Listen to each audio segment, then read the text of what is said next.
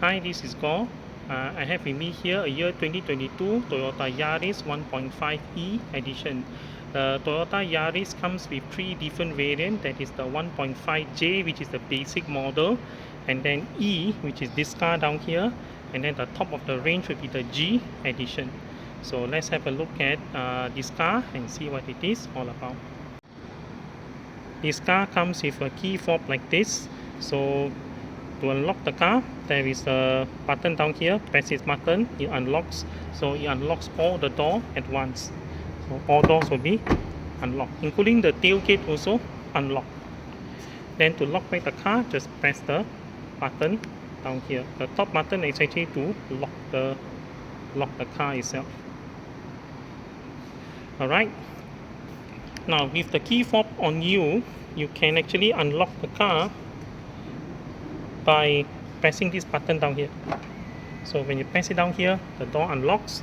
Then you can open up the car, and then to lock back, press this one down here, it locks.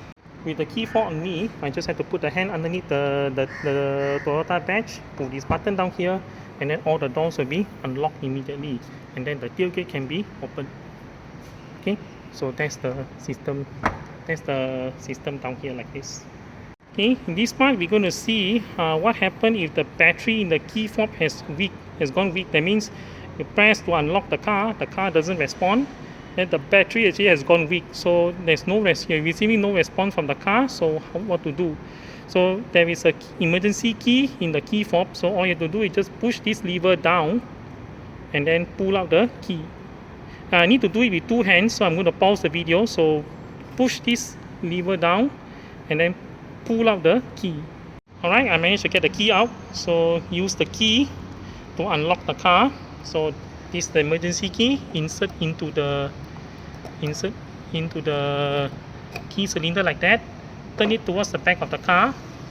Okay, the car unlocks.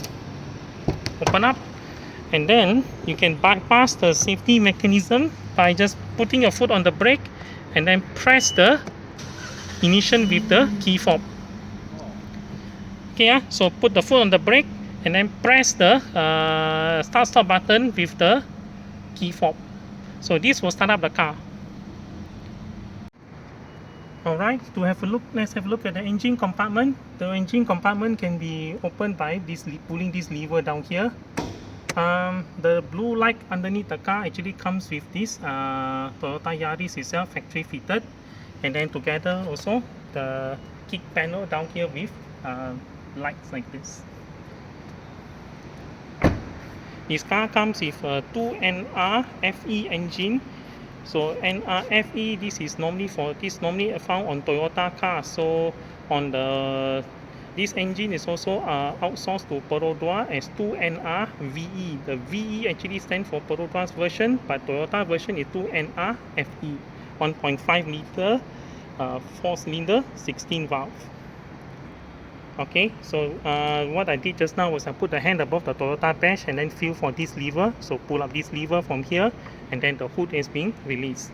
After that, locate the support bar from here, take it off, and then mount it in there. So this is the Toyota 2NR FE engine, 16 valve twin cam. Okay, so it comes with dual VVTi, and down here is your brake fluid reservoir down there. And down here, this is your washer fluid reservoir. So refill the washer fluid from over here. This is the engine oil filler port. And then when you reach the service center will then have to remove this cover to do whatever service that is necessary. So to top off, this one is the engine oil is down here in this port down here. And then this one is your engine oil level dipstick. Okay, then down here you have a battery compartment, and then you have your air intake down here, your air filter, and then down there is your fuse box, and then down here is your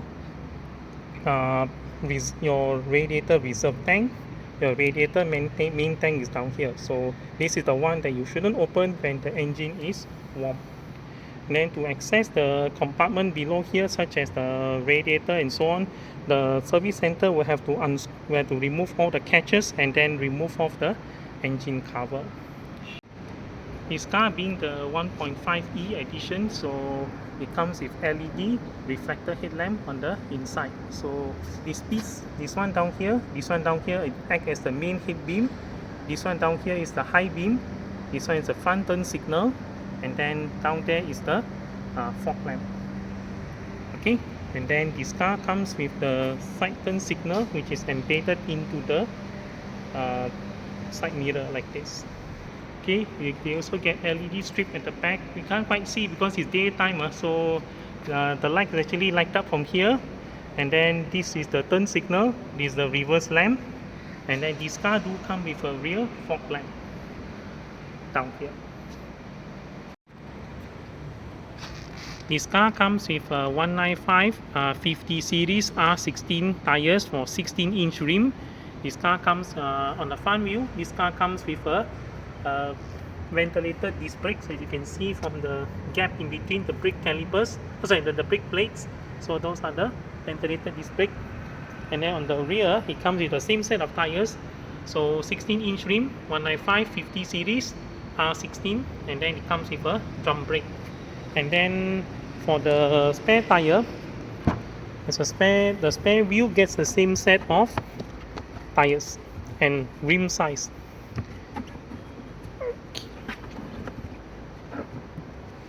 Alright, you get the same set of rims, okay, for the spare tire, spare wheel as well.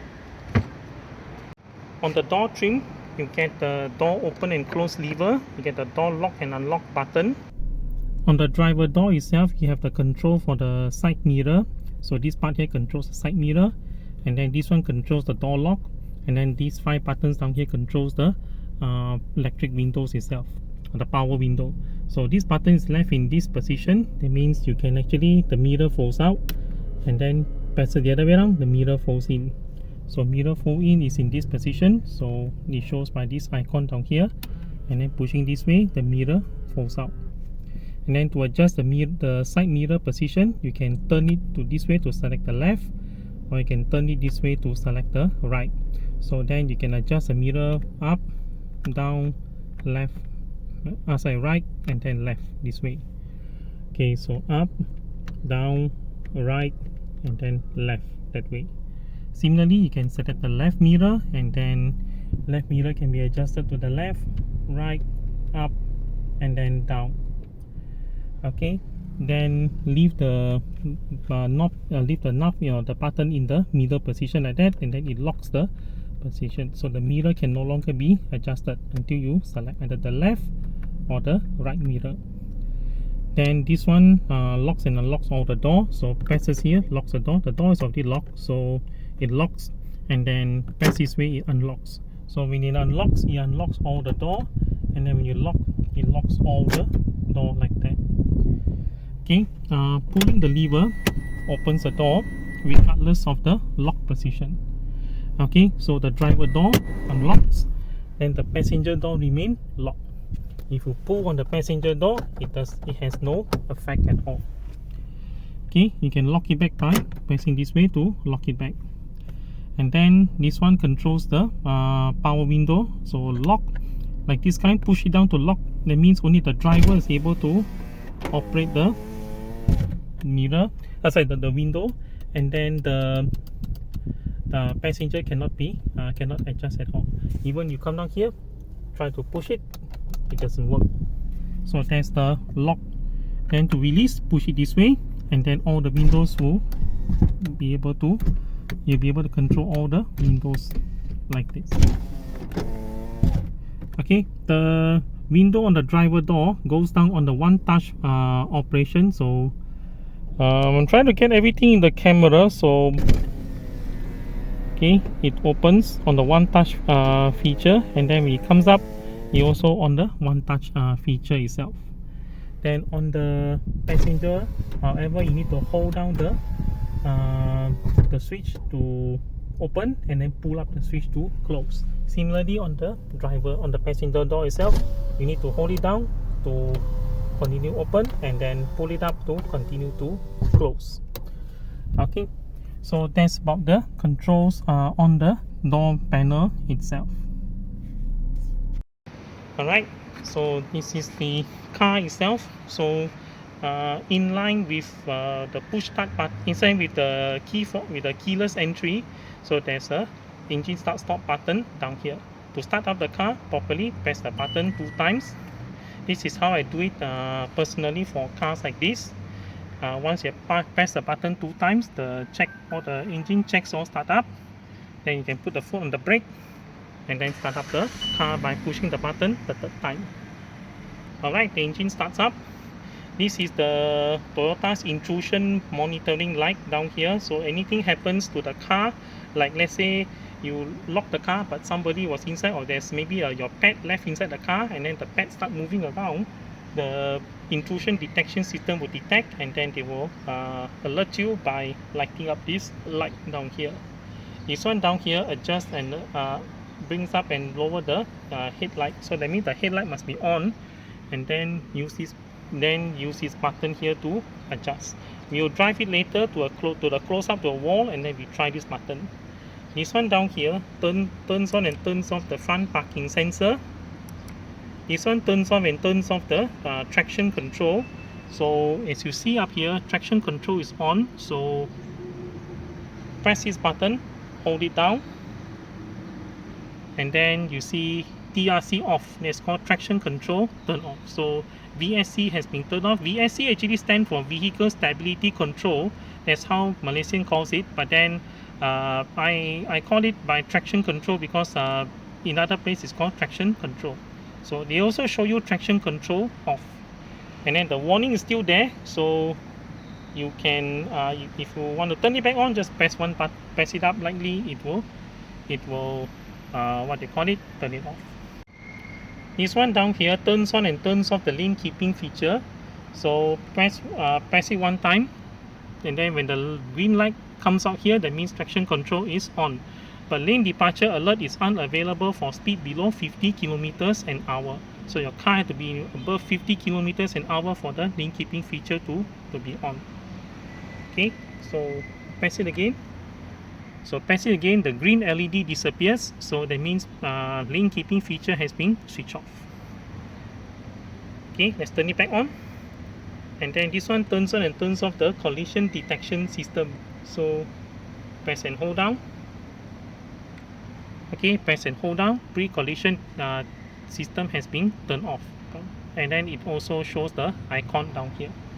To turn it back on, just press the button, and then the pre-collision system is back on.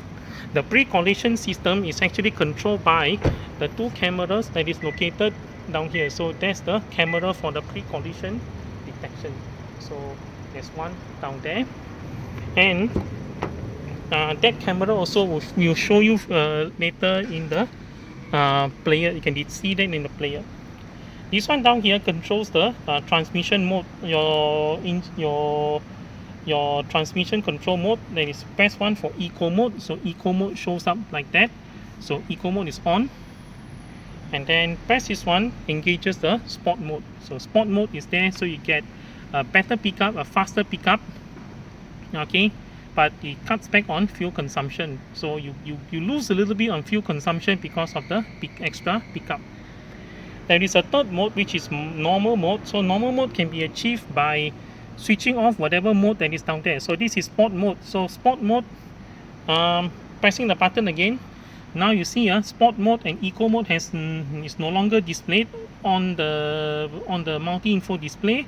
So that one actually drives you on normal mode. Normal mode means it picks up better than eco mode, but lesser compared to sport mode. It's a normal mode. It's in between those two. So this is achieved by selecting the 2 down here. There are 2 buttons, but then there are 3 modes. So eco mode, sport mode, and normal mode. Normal mode, turn off both of them. Alright, so let's move on to the meter cluster.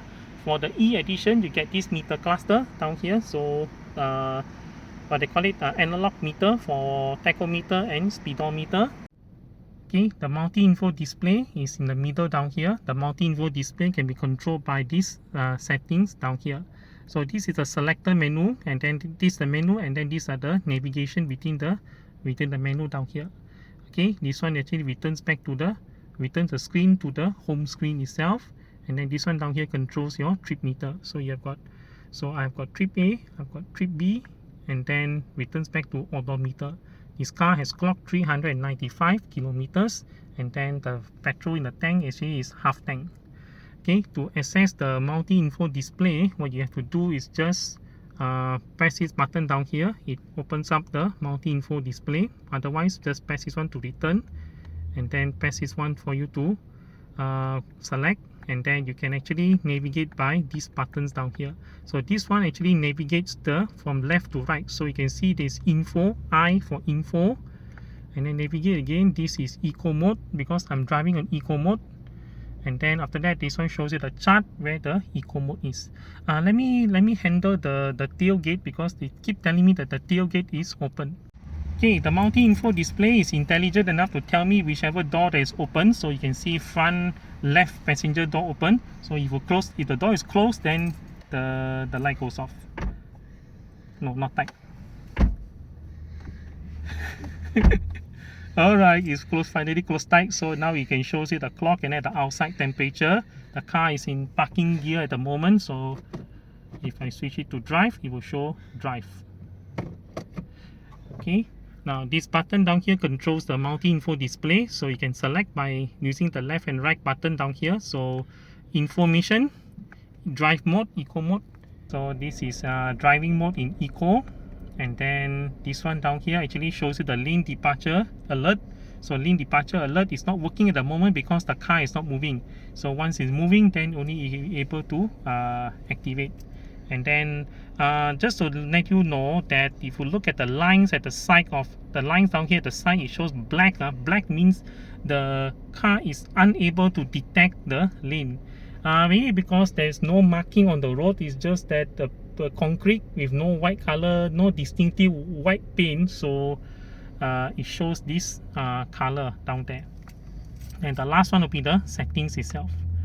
Okay, so this then settings, and then after that it comes back to this fuel gauge and so on. Okay, so this is information. You can press a down arrow to select the display. So this is actually driving information. You can see average total average fuel consumption, how much time I've started. So the car is being started for 11 minutes ago, so that's how it goes. And then average fuel consumption is 0 because the car is not moving. And then there's 213 kilometers you can go until you need to refuel. Okay, and then this one returns, down arrow key returns to a more simpler look. So this is the more simpler look. You just have two pieces of information, the speed and then the time to refuel. Okay, return to simplify mode. This simplify mode, and then this is the more this is a driving information mode. Now this car is in eco mode, so it will show you the record of eco mode and then how far you have able to achieve. So that means on July, total drive maybe about 10 plus kilometer per liter, and then August slightly a bit higher. It's just a record to show how much the fuel rate, how much your fuel consumption is when you drive under eco mode. And then this is the rank, the three rank. You can tell you, okay, the best you ever achieved 17.9. Actually not much difference between first, second and third place, just probably 0.2 to 0.4 kilometer per liter difference. Okay, and then down arrow, come back to the 5-minute consumption. So the past 5 minutes, what happened to the fuel consumption? Nothing happened because this car is not moving at all. It's not moving. Okay, and then back to here, how much you save during the fuel consumption. But again, this one you need to configure the fuel price and things like that. So that's for economy mode. And then if I choose to sport mode, okay, if I choose sport mode, then no, it still shows eco mode. So the eco mode is there regardless what drive mode you are in. Okay, and then this one is lane departure alert. I turn on the lane departure alert so that is be able to look at it from here, but the car not moving, and also there's no clear marking on the road, so nothing down here. And then this one is for settings, and then if you can actually reinitialize everything again, and then you can even change the language you can select, and then these are the languages that you have down there. Okay, go back, and then this is unit of setting, so either is kilometer per liter or liter per 100 kilometers of travel. This is the fuel consumption number. Okay, so return without setting, and then this one shows eco mode. So eco mode on and off, you can display either turn on whether to report the eco mode, or turn off from not reporting eco mode. Okay, economic savings. Okay, fuel prices. Yeah, this is where you configure the fuel prices for the fuel that you use. So down here you can actually configure, say how much, and then they will calculate how much you save based on the number that you have in here. And then this is the average consumption rate you want to balance against. That means all your readings will be compared against this number down here, 10 kilometers per liter of fuel.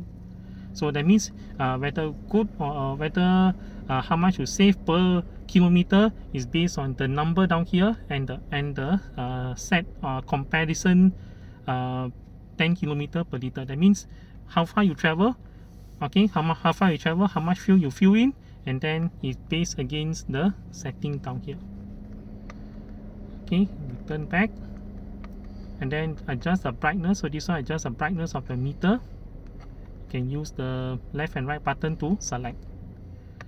Pop-out guidance. So is there any pop-out guidance, you can actually turn off from here, any alert and so on.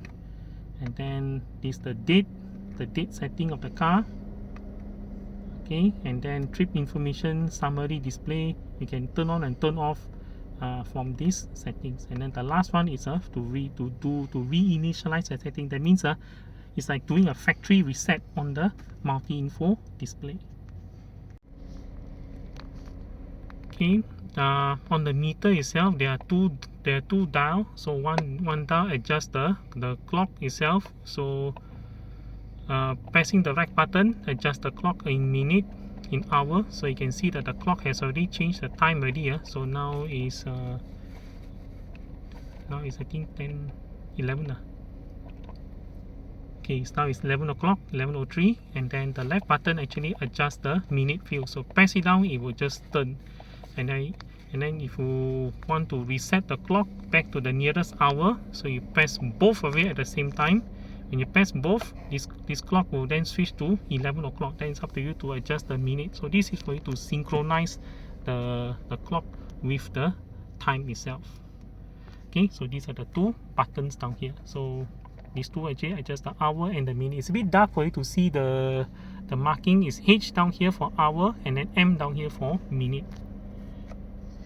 Okay, then on the right stop you get the light control of the car. So there's no off, there's only auto mode. That means if it's dark, the car will turn on the lights. Okay, so this one turns on the position lamp, and then this one turns on the high beam. And then to get the main beam, and then to get high beam, push the lever down for high beam, and then return for normal beam. And then to flash, just pull the lever towards you to flash the beam. Okay, and then this one down here adjust the front fog lamp. So front fog lamp is turned on, and you can see the light down here like this. Okay, so let's look at the front fog lamp. Front fog lamp is down here, it's already turned on, it's LED.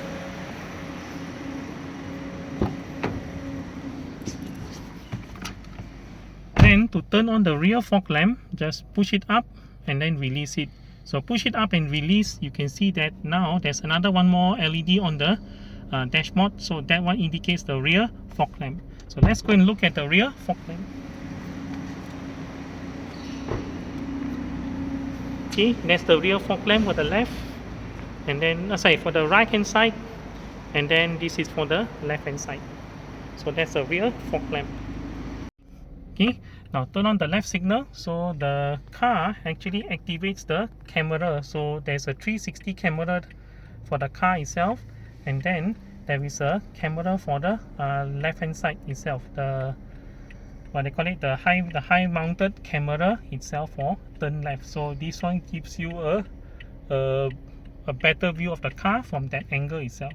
And then if you put to the right hand side, then right hand side it will show right hand side view of your car when you make the turn. So if there's any obstruction like motorcycle or something, you can actually see from this view down here. And then of course the 360 camera did show up for the right turn as well. Okay, on the left stalk is your wiper control. So wiper control, you can engage the wiper to demist your screen by doing like this. So the wipers actually sweep one time, so this is used to clear water vapor from the windscreen. And then for those actually live in like European countries or where they got fog and where they got mist and so on, you can demist the window by doing like this.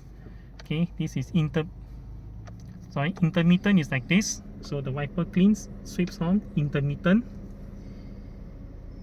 Okay, and then after that, this is for regular. And then of course one more down is for higher, but for high speed, I will not demo the high speed because I have few times the wiper actually slamming onto the windscreen. And then this is the rear wiper. So rear wiper in intermittent mode.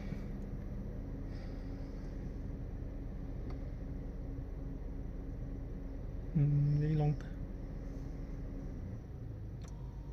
Okay, there's an intermittent, and then the rear wiper is in full mode like this, regular mode. Okay, to flash water onto the front screen, just pull the lever towards you, and then to activate the rear screen washer, push the lever away from you, push it towards the dashboard. Okay, with the wiper in the intermittent mode, this one adjusts the intermittent frequency. So this is being the slowest, and then let's time it down here. Okay, let's wait for the wiper to sweep. 1, 2, 3, 4, 5, 6, 7, 8, 9, 10, 11, about 10-11 seconds for this position. Let's shift it up to this one. The sweep should be more frequent. 1, 2, 3, 4, 5, 6, 7, 8 seconds. And then this being the second from the top fastest. 1, 2, 3, 4, 5, 6, about 5 or 6 seconds, and then this being the fastest speed because it's up there. 1, 2, 2 seconds. Okay, so this car has a manually controlled variable intermittent wiper from this top down here. And then on this side of the steering wheel, there is control for the player itself. So this one actually brings up the volume, brings down the volume. And then if you pair the phone to the player itself, you can pick up the call by pressing this button here and then terminate the call down here. And then this one actually allows you to scroll through the menus and so on.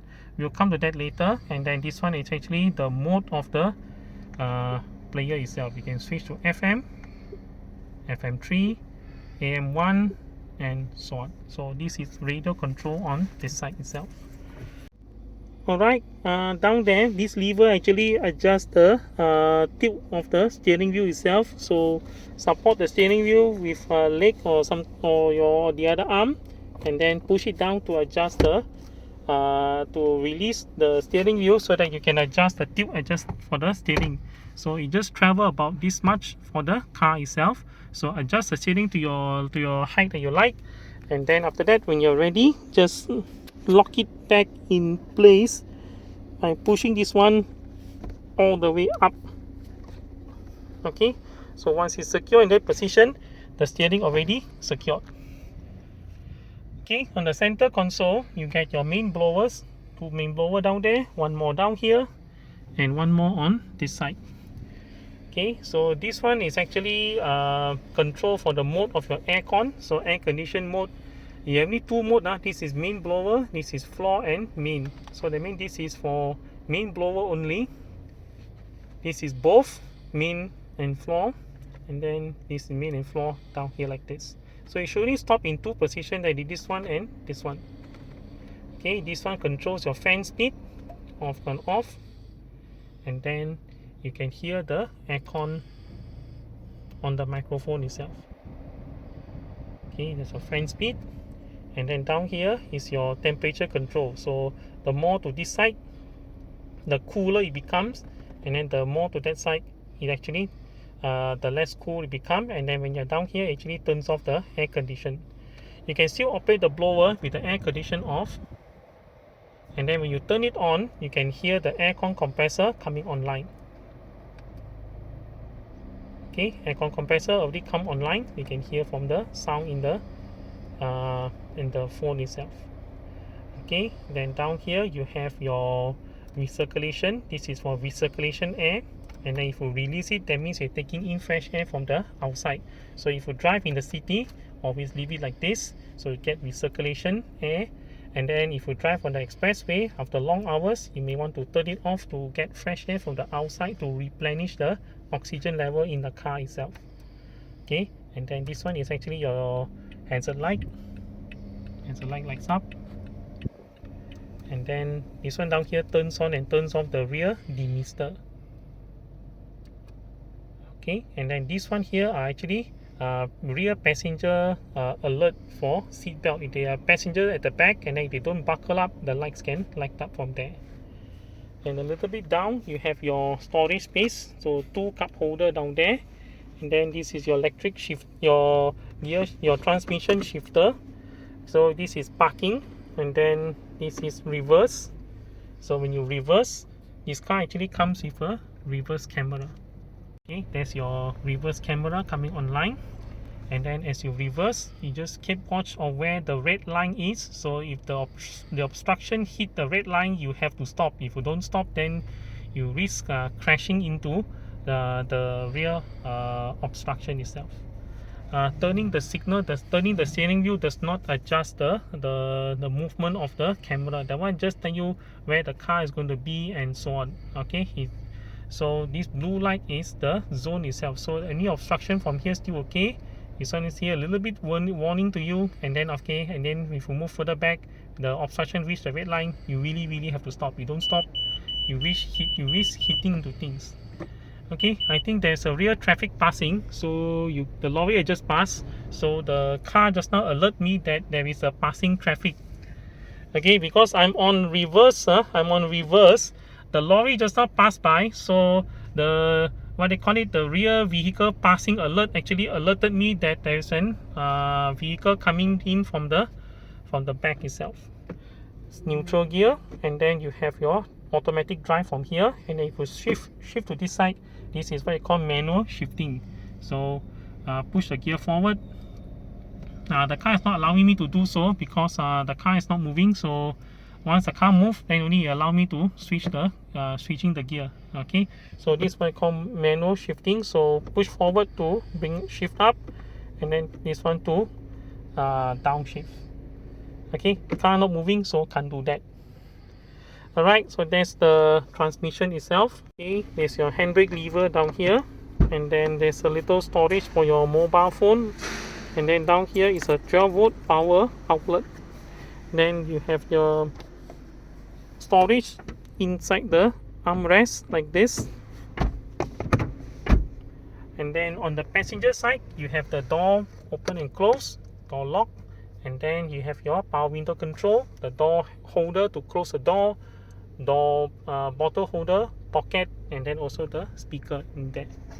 And then this is the glove box. The glove box has 2 compartments. One compartment is a big one for you to put big item, and then this is a special one for you to put small items. So the remote control for the player itself actually does fit in down there. Okay, then you have the you have your vanity mirror down here. The vanity mirror is not lit, it's not light up. Okay, and then on the driver side you also have the vanity mirror down there. Okay, then this one down here are actually your microphone. If you pair the player to the phone itself, then this is the microphone. Okay, this is a map reading lamp down here, so this one turns on the map reading lamp for both sides. and then there's a lever down here to adjust the mode. So this is permanently off, or to this side is permanently off. So if you open the door, no light. Okay, if you set it to the middle is set to door mode. Okay, for door mode, if you open the door, the light lights up. You cannot control the light anymore because the door is open. Door mode, the light actually lights up. And then push it this way is to permanently turn on. So when you permanently turn on, it will not respond to the touch itself. They only respond to the touch when the light is switched to permanently off. So you can turn it on and off only when at permanent off position. Okay, there's another light in the middle. So this one is set to permanently off. And then this is door mode. For door mode, if I open, the light lights up. Alright, and then if I switch this way, it's permanently on.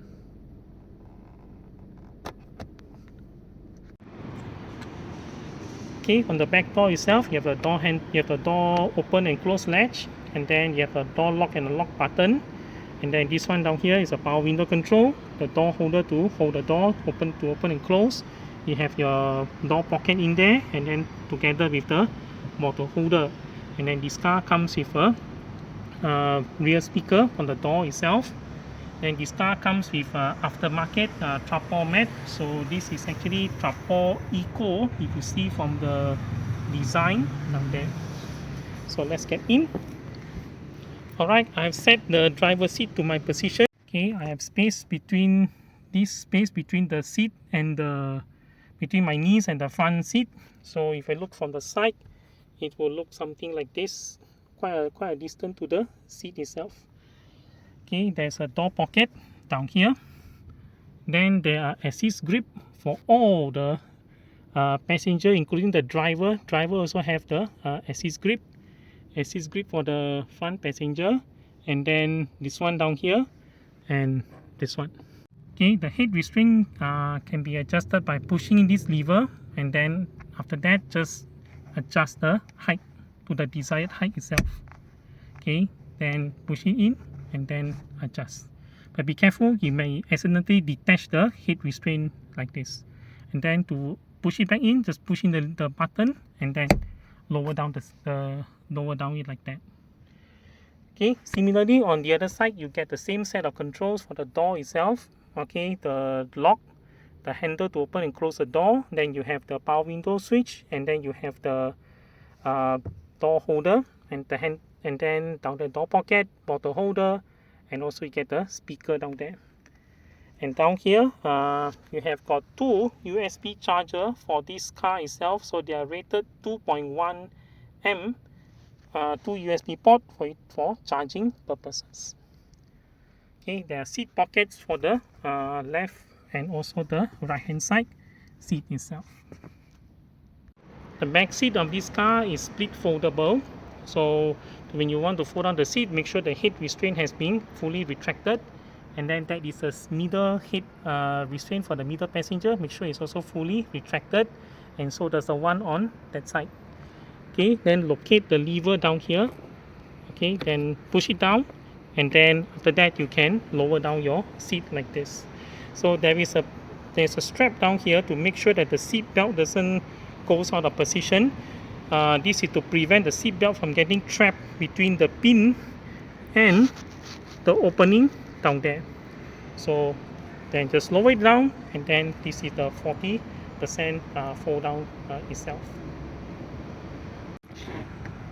Okay, to fold down the seat on the left hand side rear seat, so push this lever down, and then after that just release down the seat like this. Okay, so there it goes. Both seats have been fully lowered, and then the boot now extends all the way in there. The seat doesn't fold down flat. There's a slight step from the back. So if you put the camera down here, you can see that this is the thickness of the seat. So that means this is the boot is down here, the floor is down here, and then it goes up this way, and then it goes that way. So it's not full flat, it's a step, it's like a staircase like this. If you look from this angle, like that. Alright, to return the seat to its fold up position, just lift up the seat like this, and then make sure the belt is in here, and then just slot the seat all the way down until you cannot move anymore. So that's where the seat goes by. You don't even have to lower this level, just pull it up, slam it in. The seat is now folded down. To fold up the seat, you just have to hold it and then lower up down here, and then let it engage fully in like this. So if you can see from here right now, the seat is actually already fully folded up. The rear seat belt can be very easily engaged by just taking down the buckle and then anchor to the anchor point down here. So that then it's already engaged. So it's a 3-point seat belt with 1 point, 2nd point, and then the 3rd point. The middle seat passenger seat belt can be easier to release from down here because this buckle is in this position.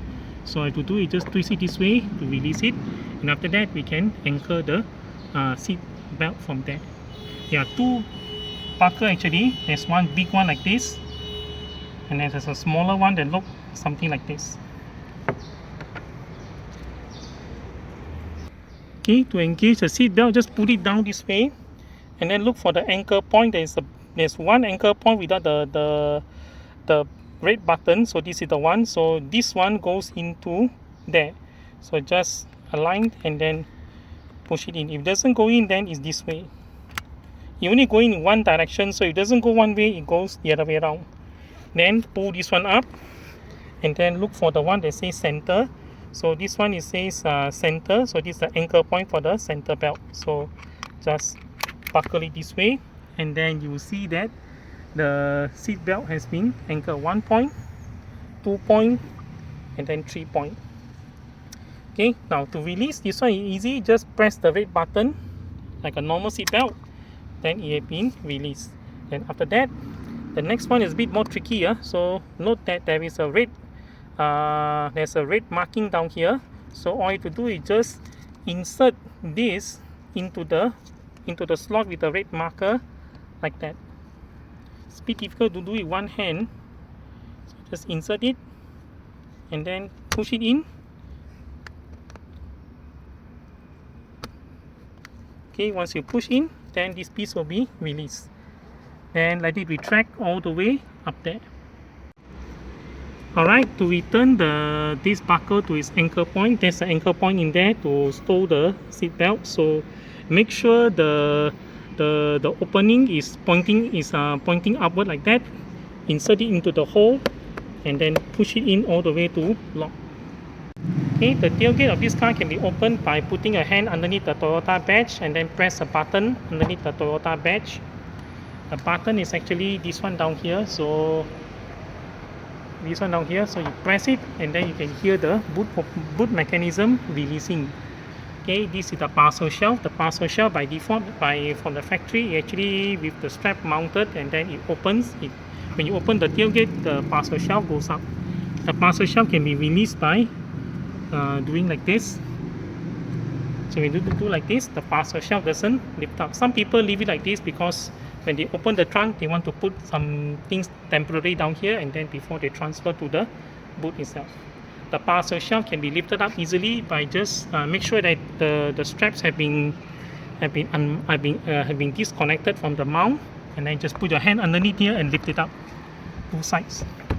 Okay, with that, the parcel shelf has been removed, and then there's a boot space that you have without the parcel shelf. If it's fold down, then it opens up to a lot of space. So let's see how big it actually goes.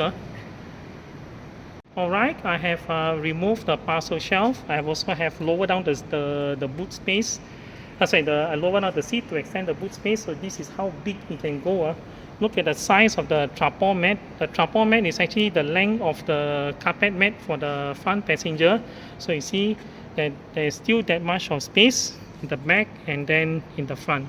So if you look down this way, It's actually very far away, the position. So this is how big the trunk space can get once you have already removed the parcel shelf and you fold down the seat. So very large storage space down there. To mount back the parcel shelf, what I have to do is just align it flat in, and then you just have to lower it when the thing is mounted this way. Just lower it, and then make sure these two pieces is level, and then this side also level. Then you have securely mounted the parcel shelf. Just align and then put it down. Then you can anchor back the strap by doing it this way. Put it up here, and then put this one up here. Okay, this is the trunk of the Yaris. It comes with a LED lamp. It comes with a halogen lamp down. Not halogen. It comes with a normal bulb down there, and then the entire boot is actually carpeted. This car comes with an emergency kit. There's also a tire inflator, and then the user manual actually comes in the folder like this. Okay, this car comes with a boot tray from Toyota itself. Then there is a tool bag down here. The tool bag includes the nut wrench, which is normally together. So you get the nut wrench, you get the jack operator, and then a set of tools in here, including the nut wrench, the plier, the wrench, and then there's this piece. This piece is used for towing of vehicle. So that means if your vehicle needs to be towed by another car from the front, you have to locate the anchor point and then anchor this in it. The trunk bed liner, or they call it a papan. Okay, so there's a carpet mat, and then there's a papan underneath there, and there's a spare tire. Okay, spare tire is located underneath the trunk bed liner itself. So they call it papan because these actually look like papan. Jack of the car is located underneath the front passenger seat. So he's underneath there. It's a bit difficult for me to take out because of the trapor mat. So it's underneath there. That's where the jack is located. Alright, I've managed to push back the seat. So underneath the front passenger seat, this is actually the front passenger seat. I'm here actually, front passenger seat. Underneath there, you can see the tools, but then the tools had to be taken out from the rear compartment. Just unfold the carpet and then twist up the jack, so the jack is best easily get from the back passenger. But you can see it from down there. Over here are the ISOFIX child seat anchor point. You have to lift up this cover to access the anchor point. So anchor point is down here. Take off the cover by just pushing in this part here. Okay, there's another one more on this side. Just put a finger in and then pull up the cover easily. So this one is actually the ISOFIX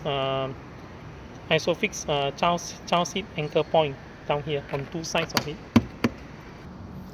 This is the ISOFIX child seat anchor point for the inside. There's one down here. There's one more down there, and then there are two more over there. So these are the ISOFIX child seat anchor point for the back. The seat has manually adjustable position. So pull this lever to adjust the seat back, and then pull this lever here to adjust the seat height. So the seat height, to increase the seat height, do it this way, pull it up like that, and then to go down, push it down this way. If it cannot move, that means you have reached, if you cannot push down anymore, that means it's already at minimum height. If you cannot pull up any higher, that means it is at maximum height. And pull the bar underneath the seat to adjust the seat position. Okay, if for some reason, if the car cannot be started, no amount of force can actually get the car, get the gear out of the parking range.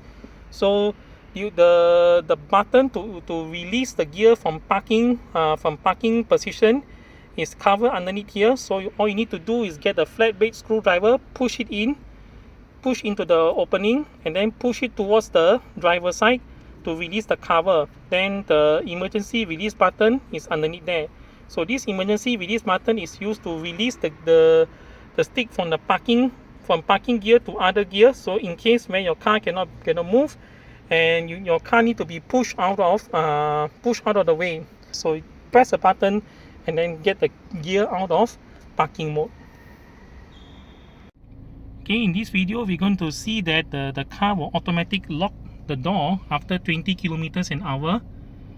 So we're going to at the moment somebody else is driving the car, so we can have a look at watch the door lock as you go above 20. Okay, try it. Okay, the door has locked. You can see the door locked immediately once the car accelerates past 20 kilometers an hour. Okay, pay special attention to this part here. Now you can see that the yellow trapezium comes out. That one actually indicate that there is an obstruction or possible obstruction or any movement detected within the area highlighted. So this is a safety feature to tell you that there is a movement somewhere around. There's a movement around that area. So if your car is in motion, you have to be careful of the area being highlighted. Okay, so you can see that sometimes it comes up because I think there is a person walking down there, so you can actually see the movement detected by the car itself.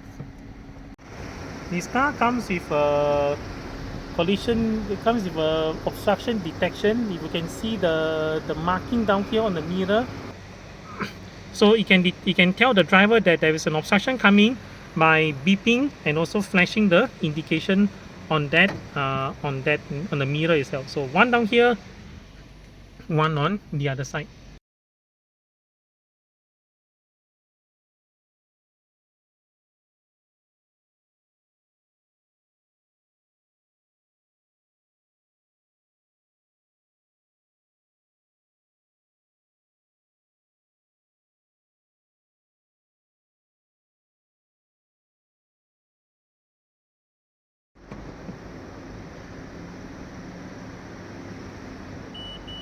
Okay, you can see that the car detected an obstruction a while, and then it alerts the driver that there is an obstruction coming from over there. Alright, this has been the video review of this Toyota Yaris 1.5e year 2022. So I hope this video helps. Till my next video, thank you for watching and bye bye. So to those who haven't subscribed, please subscribe, and then please also hit the bell icon to get alerted if there's any new video coming on this channel. Again, thank you for watching. Bye bye.